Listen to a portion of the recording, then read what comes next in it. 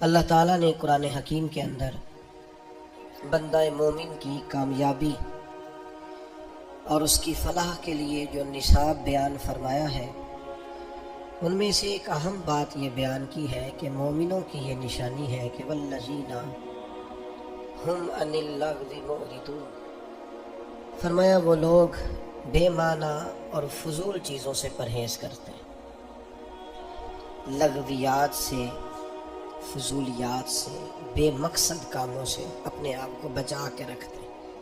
یہ مومن کی شان ہے۔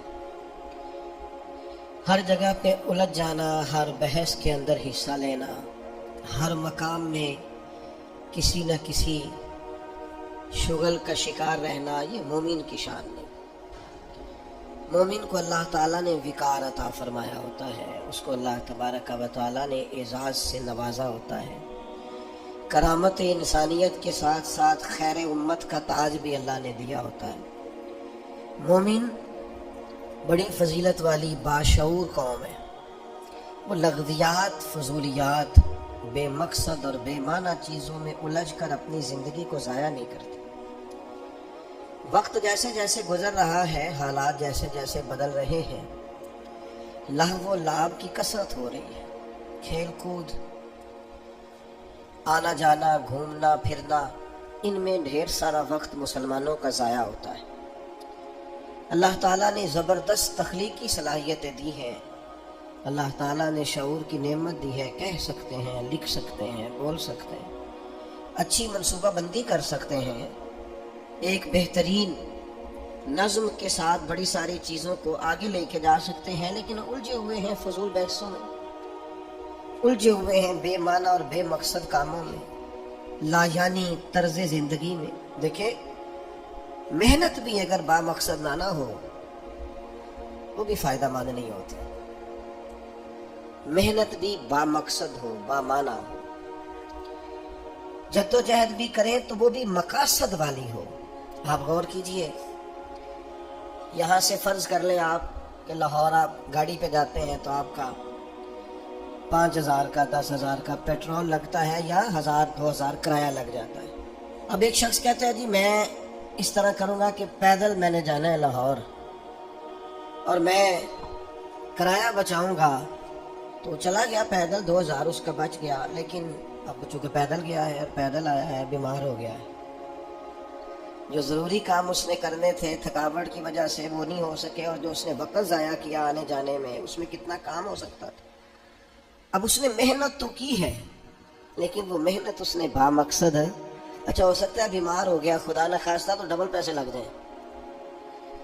ہمارے ہاں ملنگ ہوتے ہیں نا، ملنگ اکثر فارغ ہوتے ہیں، کام کوئی، ملنگ ہوتے ہی وہ لوگ ہیں جن کو کام کوئی نہیں ہوتا۔ تو پیدل جا رہے ہیں داتا صاحب، پیدل جا رہے ہیں وہ حضرت بابا صاحب، تو کہیں نہیں کہا داتا صاحب نے کہ میرے پاس پیدل آنا۔ داتا صاحب تو خود گھوڑے پہ بیٹھ کے آئے تھے جب اپنے علاقے سے آئے تھے۔ تو یہ کون سا آپ کام کر رہے ہیں جو بے معنی ہے، مبہم ہے، مہمل ہے؟ آپ کون سی ایسی اس میں آپ مجاہدہ بالنفس کر رہے ہیں جس کا کوئی مطلب ہی نہیں ہے؟ یہ تو وہ بات ہوئی کہ کھیت میں دانہ ڈالا نہیں اور ہل چلاتے رہے، اس میں کھاد ڈالتے رہے، اس کو پانی دیتے رہے، لیکن بیج تو ڈالا ہی نہیں۔ جب تک آپ بیج نہیں ڈالیں گے تو کیا حاصل کرنا چاہتے ہیں آپ کھیت سے؟ حصول کیا ہے آپ کا، مقصد کیا ہے؟ اچھی طرح اس بات کو سمجھ لیں کہ محنت بھی با مقصد ہو، بے مقصد بلا وجہ کی، وہ کیا کہتے ہیں پنجابی میں کہ آپ مدھانی پانی میں ڈالیں گے تو مکھن نکل آئے گا، اس کے لیے دودھ چاہیے، فقط دودھ نہ ہو، دودھ بھی کسی شخص نے جما رکھا ہو، دہی بنا ہوا ہو، پھر آپ اس کے اندر محنت کریں گے تو مکھن نصیب ہوگا۔ بلا وجہ کی مشقتیں کر رہے ہیں، بغیر کسی سبب کے جد وہ جا رہے ہیں 100 کلومیٹر کا، 200 کلومیٹر کا سفر کر کے، مقصد کیا ہے؟ 2 تصویریں لینی ہے۔ مقصد حیات ہے میرے بھائی، وہ سفر کیا ہے گھوم کے، اور وہ کہاں چلے گئے اور جا کے واپس لوٹ کے آئے، تو نتیجہ کیا ہے؟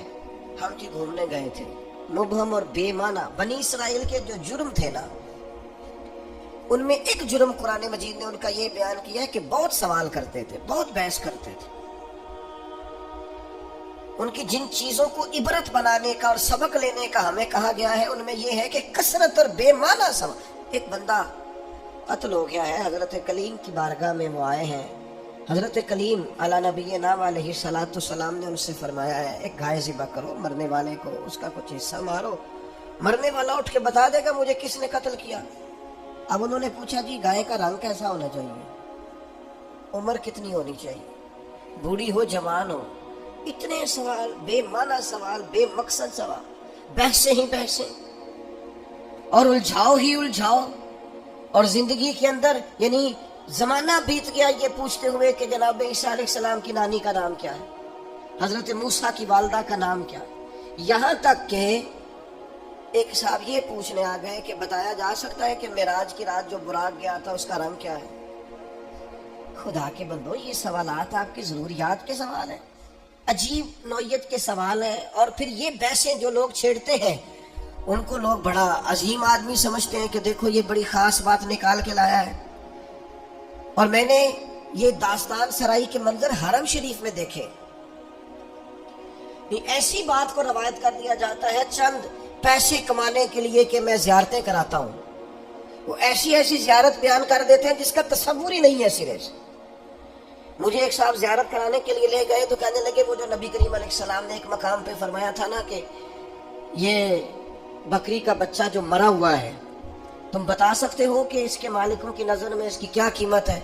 تو صحابہ نے کہا کوئی قیمت ہوتی تو یہاں پھینک دیتے, کوئی قیمت نہیں. کہنے لگے وہ جو حدیث اور وہ جو واقعہ ہوا تھا جہاں سرکار نے یہ بیان کیا تھا وہ یہ جگہ تھی, اس کی زیارت کر لیں. تو میں نے ان سے پوچھا آپ کو کیسے پتا یہ جگہ تھی. میری بات کی سمجھ آ رہی ہے, کیسے پتا ہے آپ کو. کتاب میں بخاری میں حدیث موجود ہے لیکن وہاں تو کوئی تعین نہیں ہے کہ وہ خاص. یہ بعض اوقات یہ ہوتا ہے کہ سرکار فلاں محلے سے گزر رہے تھے لیکن بھائی نے ہی آپ نے تعین کر دیا اور تبدیلی یہ وقت کے ساتھ جگہ بدل گئی, حالات بدل گئے, کہیں خالی زمین پر مکانات. آپ نے تعین کیوں کر کے کیا, کس وجہ سے کیا؟ ایک نئی بات جڑنے کے لیے. اسلام دنیا میں صرف بحث کرنے کے لیے آیا ہے. آپ روز ایک نئی بحث کریں گے, روز ایک نئی کہانی بنائیں گے, روز ایک آپ عنوان بنائیں گے جس پر مجادلہ ہو, مکالمہ ہو, مناظرہ ہو. دین کے اخلاقی پہلو اور جو عمل کے لیے دین دنیا میں آیا تھا اس پر عمل کب کرنا.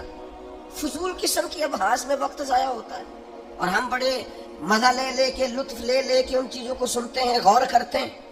عزیز بھائی سنو اللہ کے حبیب نے کیا فرمایا. حضور فرمانے لگے خوبصورت مسلمان وہ ہے جو بے مقصد باتوں کو چھوڑ دے, لاجانی اور بے مقصد چیزوں کو چھوڑ دے, با مقصد معنی خیز جو اس کی ضرورت کا کام ہے وہ ضرورت کی حد تک اپنے آپ کو وقف رکھے. اور پھر دوسرا, ہم ایک اور کام کے اندر بہت زیادہ شوق رکھتے ہیں.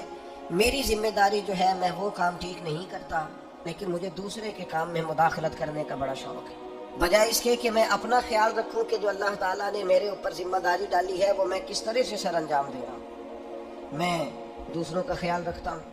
ہمارے استاد صاحب مختلف اساتذہ کی میٹنگ کرتے تو ایک جملہ ان کا مجھے بڑا یاد رہ گیا. وہ کہنے لگے مہربانی کیجیے گا اپنی اپنی کلاس کا خیال رکھیے گا, دوسروں کی کلاسوں کا خیال ہے وہ ان کی ذمہ داری ہے, ان کی ثواب دید ہے جو استاد اس کلاس کو پڑھاتے ہیں.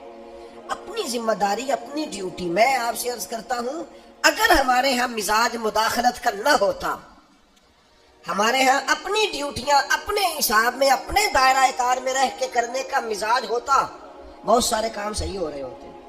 لیکن یہاں ہر شخص کو اجازت ہے, وہ ہر کام کرتا ہے. آپ بیمار ہو جائیں, لوگ تیمارداری کرنے آئیں گے, جتنے لوگ پتہ لینے آئیں گے سارے ایک ایک نسخہ بھی بتا کے جائیں گے, یہ کھا لیں اس سے مجھے فائدہ ہوا تھا. حالانکہ آپ کسی اسپیشلسٹ ڈاکٹر کے پاس جاتے ہیں, آپ کہتے ہیں میں بیمار ہوں, تو وہ پہلے آپ کا بلڈ پریشر دیکھتا ہے, پھر ایک کونے میں وہ لکھتا ہے کہ آپ کو شوگر تو نہیں, پھر آپ کا وزن پوچھتا ہے, عمر پوچھتا ہے. اس تقاضے کی روشنی میں ان ساری چیزوں کو دیکھ کر نسخہ تیار کرتا ہے. لیکن وہ جو آپ کے لیے چاروں مغز بنا کے لایا اس نے کچھ بھی نہیں پوچھا کہ بھئی آپ کو شوگر تو نہیں, بلڈ پریشر تو نہیں, یہ والا مرض تو نہیں. لے آیا ہے کیونکہ ہر بندے کو حکیم بننے کا شوق ہے. اسی طرح ہر آدمی کو دینی مسئلہ بیان کرنے کا شوق ہے. اس نے کوئی 4 کتابیں بھی نہیں پڑھی, وہ ضروریات سے بھی آگاہ نہیں, اسے نہیں پتا کہ دین کے مختلف پہلوؤں کا عنوان کیا ہے.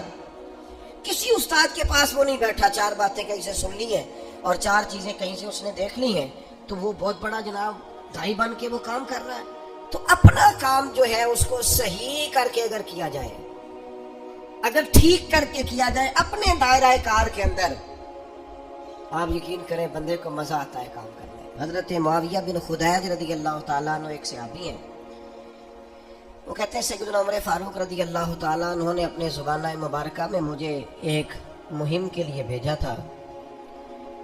तो वो माहौल कुछ इस तरह का बना हुआ था कि शदीद इंतजार था कि बना क्या। तो आजकल का तो दौर था नहीं कि फौरन आप किसी चीज़ को लाइव देख लें या व्हाट्सएप पे फौरन आपको मैसेज करके दूर से आना है और आकर ही किसी ने पैगाम देना। तो इब्ने खुदैज रदी अल्लाह ताला अन्हु का बड़ा इंतजार था जनाब उमर को। फरमाते मैं दोपहर के वक़्त खबर लेके मदीना तैयबा में आया। चिलचिलाती धूप थी, गर्मी का मौसम था और रिवाज भी था दोपहर का खाना खा के लोग आराम करते हैं। बाद ज़ोहर में पहुंचा, अक्सर दरवाज़ों के किवाड़ मैंने बंद देखे, तो मैंने कहा कि असर के बाद जनाब उमर को पैगाम दूंगा कि अल्लाह ने फतह दे दी। फरमाते हैं कि बाद असर मेरी मुलाकात हुई तो जनाब उमर तो नमाज का सलाम फेरते ही पूछने लगे, यार अल्लाह तेरा भला करे, मैं तो थक गया तेरा इंतजार कर कर। क्या नतीजा निकला? अल्लाह ने कामयाबी दी? तो फरमाते हैं मैंने फौरन कहा हुजूर अल्लाह का शुक्र है, अल्लाह ने अपने फजल से मुसलमानों को कामयाबी दी।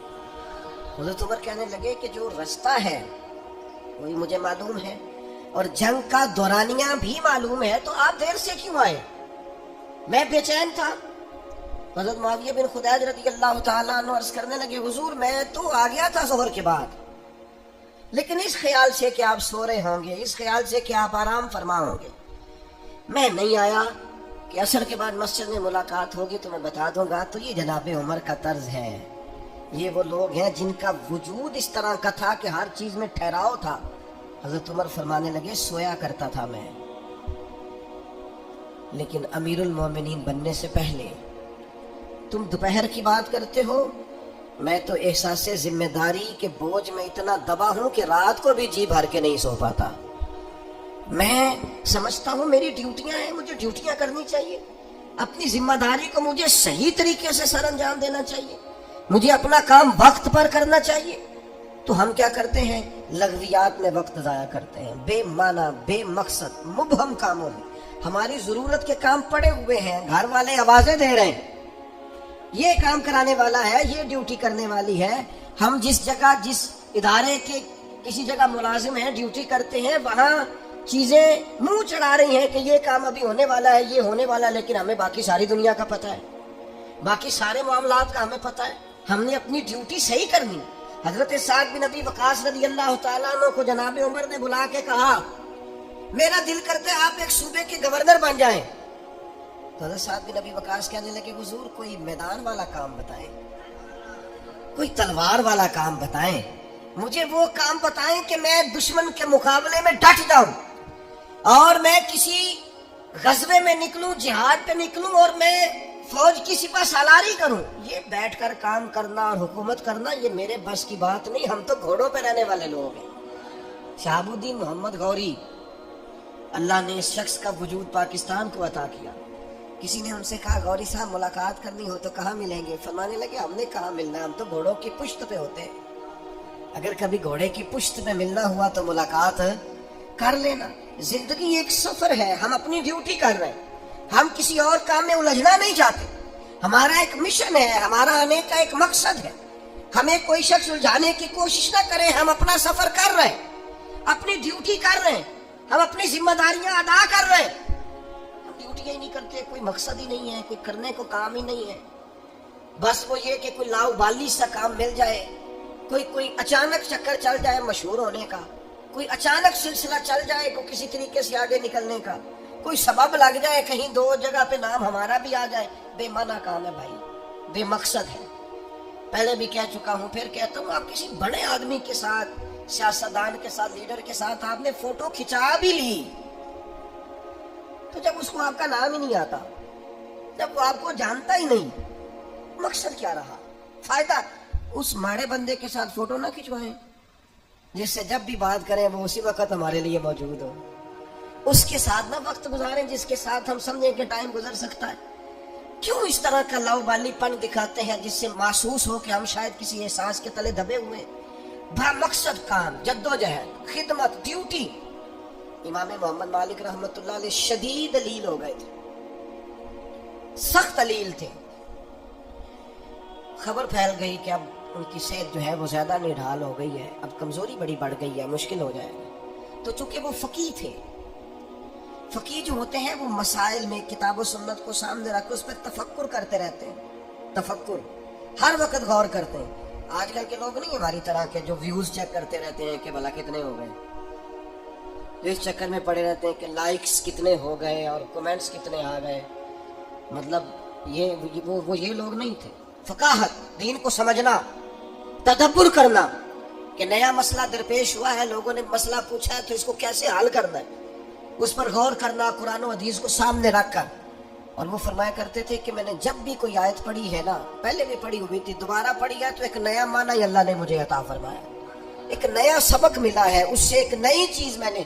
तो इमाम मालिक का लोगों तक ये बात पहुंची कि वो बीमार है और शदीद बीमार है, अलील है और बड़े ही अलील है। उनके एक शागिर्द थे पुराने, वो दूर से तीमारदारी करने आए। कहते हैं जब मुझे इजाजत दी गई उनके अहले खाना की तरफ से, उनके कमरे में पहुंचाया गया तो इमाम साहब बेहोश थे, तेज बुखार था।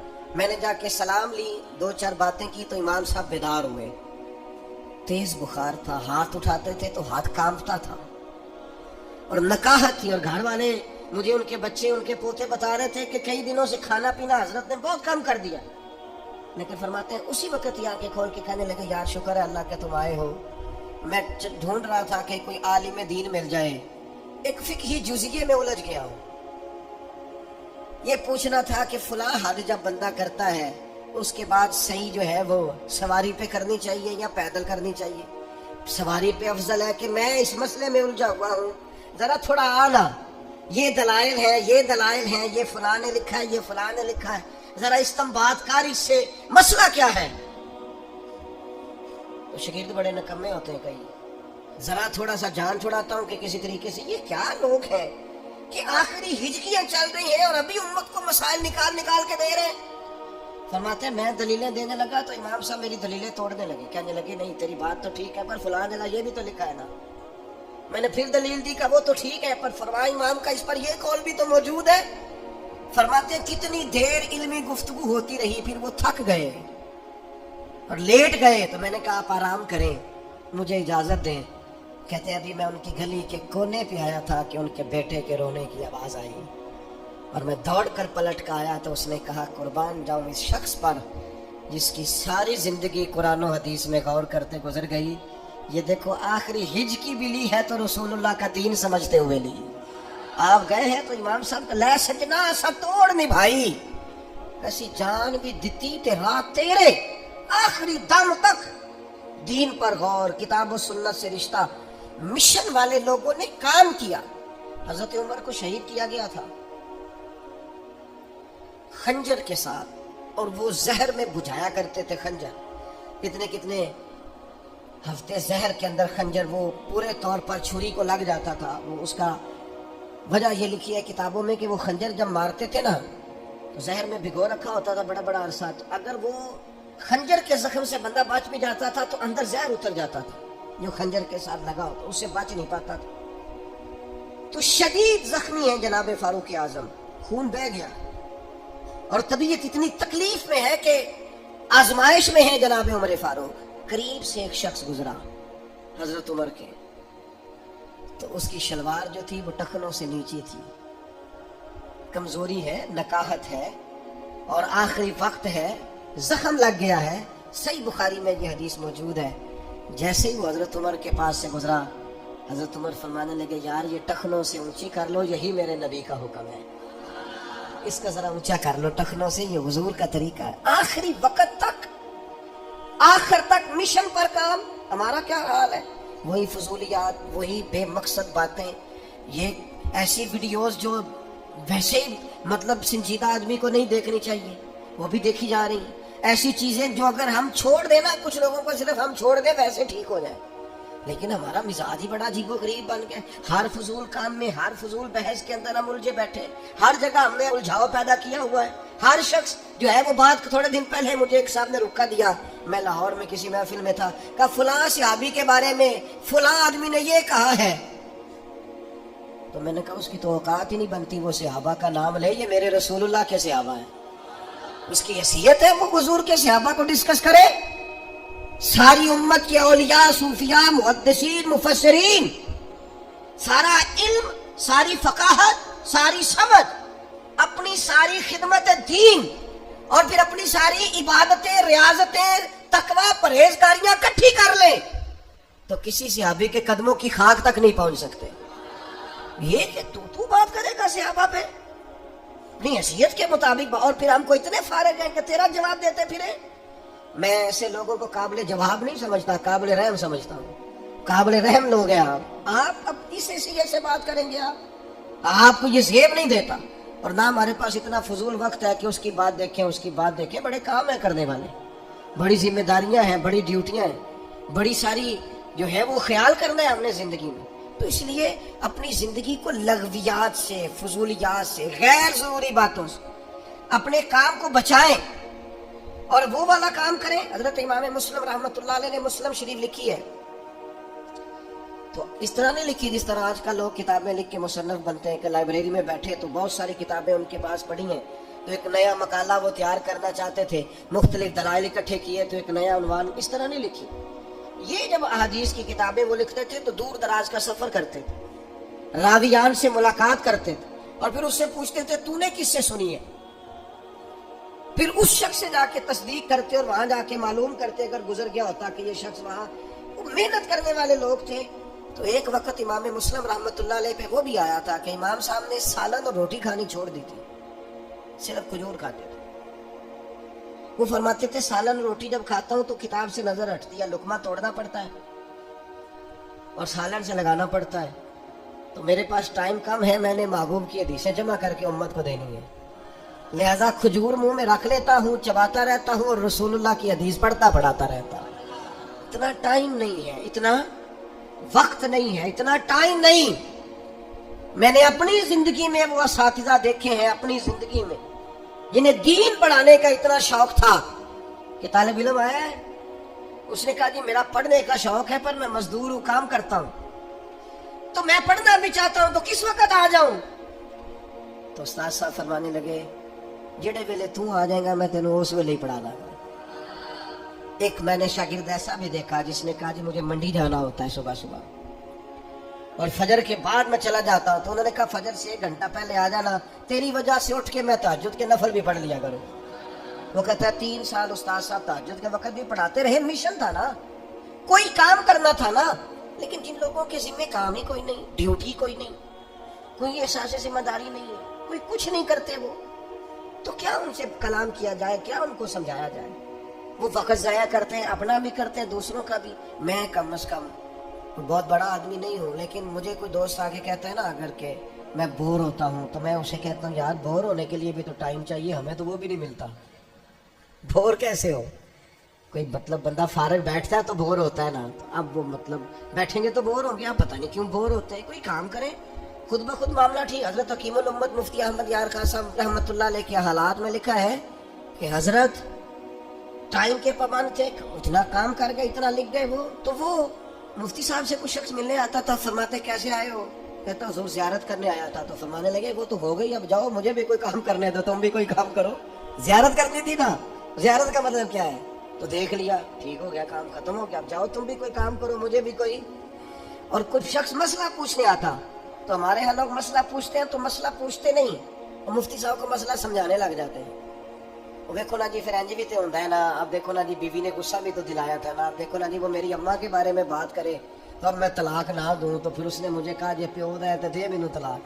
تو اب دیکھو نا اتنا غصہ بندے کو آ جائے, تو ہم کہتے ہیں مسئلہ پوچھیں, مسئلہ سمجھائیں تو نانا, تو سمجھا رہے ہیں. تو وہ کیا کرتے ہیں, وہ کہتے ہیں یار تو نا مجھے تفصیل نہ بتا, مجھ سے پوچھنے کیا آیا, وہ لفظ بول, جملہ وہ میں نے کام بڑا کرنا. قرآن مجید کے 1 پارے کی 1 جلد لکھی, تفسیر کی انہوں نے, اور صدیاں بیتنے کو ہیں, ان کی تفصیل لاجواب ہے. کام کیا زندگی میں, جو کام کرے گا وہ ادھر ادھر الجھے گا, کوئی اس نے تو ڈیوٹی کرنی ہے. مبہم اور فضول باتیں, جس کو ہم نے استاد مان لیا ہے, جسے ہم نے بزرگ مان لیا ہے, پھر اس سے سوال بھی پوچھو تو کوئی معیار کا سوال پوچھو. جسے ہم نے اتنا بڑا مقام دیا ہے کہ ہمارا شیخ ہے, اس کے ساتھ کلام بھی کرو تو غیر معیاری تو نہ کرو، اس کے ساتھ تمہاری گفتگو بھی ہو تو اس کا بھی سٹیٹس ہو، اس کا بھی کوئی انداز ہو، اس کا بھی کوئی لہجہ ہو۔ صحابہ جب رسول پاک سے بات کرتے تھے تو ان کے جملے دھلے ہوئے، ان کے لہجے خوشبو والے، ان کے مزاجوں کا ٹھہراؤ، ان کی طبیعت کا حسن، بات کرتے تھے رنگ بدل دیتے تھے بات کا۔ دیکھیے نا حضرت انس نے، لوگوں بھی سوال پوچھتے ہیں، حضرت انس نے آ کے سوال پوچھا ہے، سب لوگ پوچھتے قیامت میں کیا ہوگا، قبر میں کیا ہوگا، دروازے بند ہوں گے، سب لوگ قیامت کے بارے۔ حضرت انس کا سوال دیکھو، سوال کا حسن دیکھو، اس حسن میں تڑپ دیکھو، تڑپ میں ذوق دیکھو، اور اس ذوق پر پھر جو نتیجہ نکلا ہے، ساری امت فیض یاب ہوئی۔ قبر میں گھٹن ہے، اس پر بھی سوال پوچھا جا سکتا ہے، پل صراط پہ تکلیف ہے، بات پوچھی جا سکتی ہے، قیامت میں اللہ کے حضور کھڑے ہونے ہے، وہ جو خوف ہے پوچھا جا سکتا ہے۔ تو حضرت انس کے لہجے میں جو غلامانہ فکر ہے، اس فکر میں جو تازگی ہے، وہ کیسی نرالی ہے۔ حضرت انس بن مالک کہنے لگے، حضور قیامت والے دن اگر آپ کو ڈھونڈنا ہوا تو بھلا میں کہاں ڈھونڈوں؟ میں مطلب آپ کو میں نے ملنا ہوا نا میدان حشر میں، بھئی یہ تو حضور نے کہیں بتایا ہی نہیں تھا کہ ذرا مجھے ڈھونڈ لینا جلدی کر کے، کہیں بھی بیان ہی نہیں کیا۔ حضور آپ کو ڈھونڈنا ہو، یہ ترمذی میں موجود، حضور میں بھلا کہاں تلاش کروں؟ تو محبوب کریم مسکرائے۔ قیامت کے سوالات میں خوف ہے، ڈر ہے، اور اچھی بات، لیکن یہاں اس خوف میں بھی حسن پیدا ہو گیا۔ حضور فرمانے لگے، پل صراط پہ امت گزر رہی ہوگی، میں دعائیں کر رہا ہوں گا۔ تو حضرت انس کہنے لگے، حضور نہ ملاقات ہوئی تو؟ فرمایا حوض کوثر پہ امت آئے گی، میں جام بھر بھر کے پلا رہا ہوں گا۔ یا رسول اللہ وہاں ملاقات نہ ہوئی؟ فرمایا میزان عدل پہ اعمال تل رہے ہوں گے، میں غلاموں کے لیے دعا مانگ رہا ہوں گا۔ اب یہ بھی ایک سوال ہے، لیکن معیار ہے، سوال کا معیار ہے، معیار۔ بوڑھے بابا جی آئے ہیں، آ کے حضور سے پوچھتے ہیں، یا رسول اللہ قیامت میں حساب کس نے لینا ہے؟ اللہ تعالیٰ نے۔ تو حضور پھر مجھے امید ہے معافی ہونی ہے۔ تو حضور فرمانے لگے، وہ کیسے؟ عرض کی، یا رسول اللہ کریم جب غالب آتا ہے نا، معاف ہی کر دیتا ہے۔ اللہ کے محبوب نے یہ بھی سوال سنا، لیکن معیار ہے نا، پوچھا کس سے؟ محبوب مطلق سے۔ سوال کا سٹیٹس دیکھو، حضور غالب آتا ہے تو معاف کرتا ہے۔ وہ بات کہہ کے چلے گئے تو کریم نے تبصرہ کیا، فرمانے لگے بندہ تو سادہ تھا، بات دیکھو کتنی گہری کر گیا، کیسی بات کر گیا ہے، کیا بات کو کہاں لے گیا۔ تو اب مسلمان معیاری ہے، مسلمان کا وقار ہے، مسلمان کی ایک شان ہے، اس کا دیکھیں نا، باتیں ہی ہوتی ہیں نا۔ تو کسی نے کہا تھا، بات گرچہ بے سلیقہ ہو کلیم، پر بات کرنے کو سلیقہ چاہیے۔ بے سلیقے کی بھی بات ہو تو ذرا سلیقے سے کرو۔ سوال ہی پوچھا تھا نا حضرت عباس سے کسی نے، کہ آپ بڑے ہیں کہ نبی پاک؟ آپ مجھے سچ بتائیں، آپ کو سمجھ آ گیا نا وہ کیا پوچھنا چاہتا؟ عمر ہی پوچھ رہا ہے نا، حضرت عباس چچا ہے، یا عباس آپ بڑے ہیں کہ حضور بڑے ہیں؟ تو سادی سی بات ہے، عمر پوچھی ہے تو عمر بتا دیتے۔ تو حضرت عباس نے اس بات کو عمر بتانے کو بھی اتنا سلیقہ دیا کہ مسلمان کا حضور کے بارے میں گفتگو کا معیار کیا ہونا چاہیے۔ کہنے لگے، بڑے تو حضور ہی ہیں، پیدا پہلے میں ہوا تھا۔ حالانکہ جو سوال پوچھا تھا وہ بالکل سادہ تھا، عام فہم تھا کہ آپ عمر میں بڑے ہیں، یا حضور عمر پوچھی تھی، لیکن بات گرچہ بے سلیقہ ہو کلیم، بات کرنے کو سلیقہ چاہیے۔ سلیقہ مسلمان کا معیار ہے، وہ مبہم بات نہیں کرتا، غیر معیاری بات نہیں کرتا، اس کی بات معیاری ہوتی ہے، اس کا کام کرنا معیاری ہوتا ہے، اس کا انداز بے مقصد نہیں ہوتا، وہ با مقصد سا، جچا تلا سا، وہ رسیلا سا، سجیلا سا، اس کا اٹھنا بیٹھنا، اس کا طرز زندگی معیاری سا۔ میں طالب علموں سے اکثر ایک بات کہتا ہوں اپنے لہجے میں کہتا ہوں، شدید بھوک بھی لگی ہو نا تو کھانا اس طرح نہیں کھانا کہ لگے شدید بھوک لگی ہوگی، یعنی یہ نہ ہو کہ تمہارے کپڑے سارے کھانے سے بھر جائیں، ایسے لگے کہ سالن سے اس نے غسل کر لیا۔ بھوک لگی ہے ٹھیک ہے، لیکن یہ کہ اس میں بھی ٹھہراؤ ہو، متانت ہو، سنجیدگی ہو۔ کوئی شخص یہ تو کہے، ادھر دیکھو، یہ تو کہے اسے بھوک لگی ہے، یہ کبھی نہ کہے کہ بھوکا ہے۔ بھوک لگنا اور ہے، بھوکا ہونا اور ہے۔ بھوک لگ جاتی ہے، بھوک کا علاج ہوتا ہے، بھوکے کا علاج نہیں ہوتا۔ اس لیے بھوک لگنا عیب نہیں، پر بھوکا ہونا اللہ معاف کرے یہ تو یاد رکھیں آپ کا معیار ہے، آپ کھانا بھی کھائیں تو ذرا معیار کے ساتھ. حالات تھوڑے خراب ہو گئے، ماحول ذرا اور طرح کا ہو گیا ابا جی کے انتقال کے بعد. تو میری والدہ مجھ سے کہنے لگی اور ہمارے بہن بھائیوں سے کہ کوئی پوچھے نا آج کی پکایا سے، تو کہنا بڑا اللہ کا شکر ہے اعلیٰ کھانا کھایا. کئی دفعہ رات کی روٹیوں کو تھوڑا پانی لگا کے صبح گرم کر دیتی، کہتی نرم ہو گئی.